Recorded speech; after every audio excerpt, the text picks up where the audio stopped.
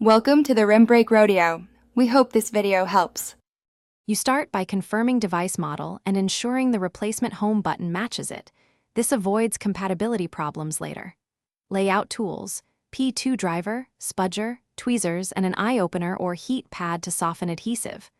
Once ready, power off the device and remove the display carefully, prying at the lowest gap.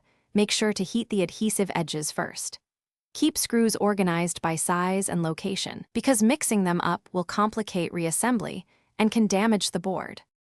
Once the screen is open, disconnect the battery to prevent shorts, and then remove the display cables using a spudger. Work slowly to avoid torn connectors. Locate the home button assembly, remove its bracket, and either unsolder or unclip the flex depending on your model. Patience here prevents tearing the flex. Fit the new home button, ensuring the pad and bracket align. Once it sits flush, reconnect the flex and gently fasten the bracket so the mechanical feel matches the original. After installing the button, reconnect the display and battery, pressing connectors evenly until they click into place. Then replace screws in their original order, making sure not to over-tighten.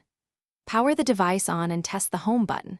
Light presses, full clicks, and biometric function if applicable. Note any lag or unresponsiveness. If it fails, power down and reopen.